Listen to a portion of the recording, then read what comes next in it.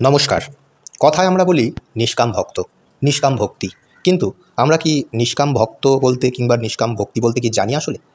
আসলে নিষ্কাম কথাটি নির্গুণ বা নিষ্কাম যাই হোক না কেন, এর আগে ভিডিওতে আপনারা যে সগুণ ভক্তির যে প্রকারগুলো দেখেছিলেন কিংবা জানতে পেরেছিলেন, তামসিক ভক্তি, রাজসিক ভক্তিকে বুঝতে পেরেছিলেন। কিন্তু আপনারা কি এটা বুঝতে পেরেছেন নির্গুণ, এই যে সগুণ, নির্গুণ বা নিষ্কাম যে ভক্তি রয়েছে, এই নিষ্কাম ভক্তি কী? আমরা প্রায়শই মানুষ বলে থাকি ভগবানের কাছে আমাদের নিষ্কাম ভক্তি করতে হবে। আমরা যদি কোনো কামনা ছাড়া ভগবানের ভক্তি করি, তাহলেই কিন্তু সেটা নাকি নিষ্কাম ভক্তি হয়। ভগবানের কাছে কোনো কামনা নাকি করতে নেই। কিন্তু আমরা সগুণ ভক্তির মধ্যে দেখেছি, সকাম ভক্তির মধ্যে দেখেছি যে আমাদের সব মানুষ, প্রত্যেকটা মানুষ, কোনো মানুষই নির্দিষ্ট কিছু উদ্দেশ্য বা নির্দিষ্ট কিছু কর্ম ছাড়া ভগবানের প্রতি ভক্তি কিন্তু আনতে পারেন না। এখন নিষ্কাম ভক্তির আসল উদ্দেশ্য কী এবং নিষ্কাম ভক্তির আসল পথ কী?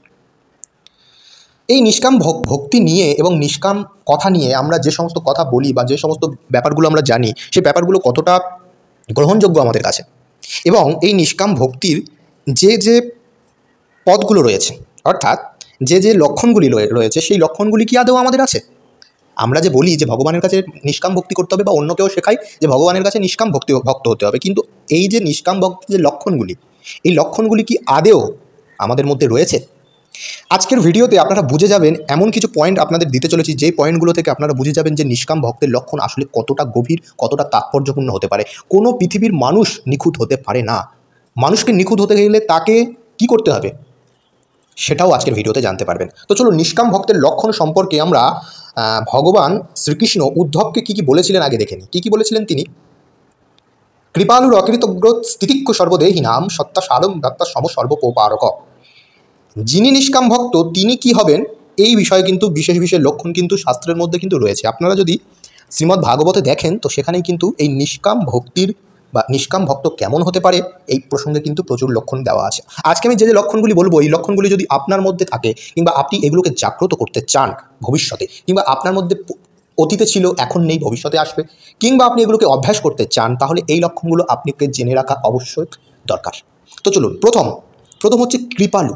কৃপালু মানে কি বলুন তো? অন্যের দুঃখ সহ্য করতে পারেন না। কৃপালু হচ্ছে অন্যের দুঃখ সহ্য করতে পারে না। সর্বদেহিনাম, কোনো প্রাণীর অনিষ্ট করেন না। তিতিক্ষু, ক্ষমাশীল, মানে কি আপনাকে ক্ষমাশীল হতে হবে। সত্যসার, সত্যই তাহার স্থির। 5, আরেকটা কি আছে? অনবনাত্মা, অর্থাৎ অসুয়া রহিত, মানে অন্যের প্রতি দোষারোপ করেন না যিনি।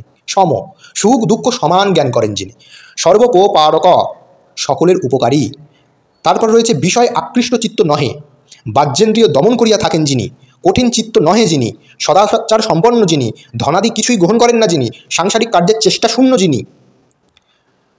আর তারপর রয়েছে যদ্বারা প্রাণ ধারণ মাত্র হয় সেই পরিমাণে আহার গ্রহণ করেন যিনি। মনকে দমন করিয়া রাখেন যিনি। স্বধর্মে যিনি স্থির থাকে। আমার, অর্থাৎ ঈশ্বরের শরণাগত যিনি। মননশীল যিনি, যিনি সর্বক্ষেত্রে সাবধানতা অবলম্বন করে চলেন। যিনি নির্বিকার, মানে যার মনের গভীরতা রয়েছে। যিনি বিপদেও ধৈর্যশালী থাকেন। যিনি ক্ষুধা, পিপাসা, শোক, মোহ, জরা ও মৃত্যুকে জয় করেছেন। যিনি নিজের মান চাহেন না, অর্থাৎ আত্মাভিমান শূন্য। যিনি অপরকে সম্মান করেন। যিনি পরকে বোঝাতে দক্ষ যিনি। যিনি বঞ্চনা শূন্য। যিনি সম্যজ্ঞানী। ইনি হচ্ছে এনারা। এই যে লক্ষণগুলি আমি পরপর বলে গেলাম, এই লক্ষণগুলির শুধু এতটাই সীমিত নয়, আরও অনেক লক্ষণ রয়েছে। যেমন সম্যজ্ঞানী, যেমন ঈশ্বরকে ভজনাই হচ্ছে তার কাজ। যেমন ভগবানের স্বরূপ অথবা না বুঝিয়াও, মানে ভগবানের স্বরূপকে না বুঝিয়েও একাগ্রভাবে যে ভগবানের ভজনা করে, এই সকল ভক্তের মধ্যে যারা রয়েছে তারাই হচ্ছে নিষ্কাম ভক্ত। অর্থাৎ এই যে এতগুলো লক্ষণগুলি বলা হলো, এই লক্ষণগুলি যাদের মধ্যে বিরাজমান, অর্থাৎ যারা এগুলোকে অভ্যাস করতে থাকেন, যারা অভ্যাস তো করলে হবে না, কারণ এগুলো যার মধ্যে রয়েছে, আপনাদেরকে বুঝে নিতে হবে এই লক্ষণগুলি যার মধ্যে রয়েছে সেই নিষ্কাম ভক্ত। এখন বলুন, আপনারাই কমেন্ট করে বলুন যে এতগুলো লক্ষণের মধ্যে কোন লক্ষণটি আপনি কারোর মধ্যে দেখেছেন কিনা। শুধু একটি লক্ষণ থাকলে হবে না, এই প্রত্যেকটি লক্ষণ তার মধ্যে থাকতে হবে।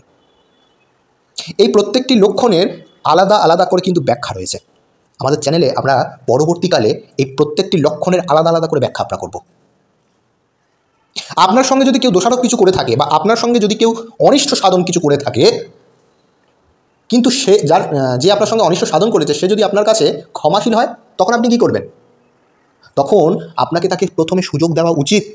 আপনাকে সুযোগ দেওয়া উচিত, কারণ আপনি যদি তাকে সুযোগ না দেন, তাহলে ক্ষমার মাহাত্ম্যটা কিন্তু থাকবে না আপনার মধ্যে, আপনার মধ্যে ক্ষমাশীলটা থাকবে না। হ্যাঁ, আপনি তাকে প্রথমে ক্ষমা করলেন, দ্বিতীয়বার ক্ষমা করলেন, কিন্তু তৃতীয়বার তো ক্ষমা করতে পারবেন না। কিন্তু কঠিন চিত্ত হবেন না, কঠিন চিত্ত হবেন না, কেবলমাত্র সদাচার সম্পন্ন হবেন। এই সকল লক্ষণগুলি যার মধ্যে রয়েছে সেই হচ্ছেই একমাত্র নিষ্কাম ভক্ত। আর নিষ্কাম ভক্তই হচ্ছে সবথেকে উৎকৃষ্ট ভক্ত। যেমন ধ্রুব, প্রহ্লাদ, এরা হচ্ছে নিষ্কাম ভক্তের এক একটি উদাহরণ।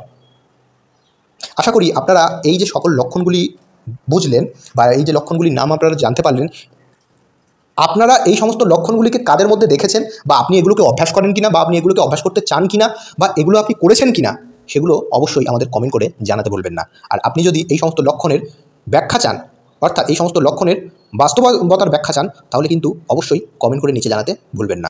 আপনারা সকলে ডেসক্রিপশানে চলে যান, সেখানেও আপনাদের জন্য অপেক্ষা করছে একটি গুরুত্বপূর্ণ এবং তাৎপর্যপূর্ণ ভিডিও। নমস্কার, ধন্যবাদ।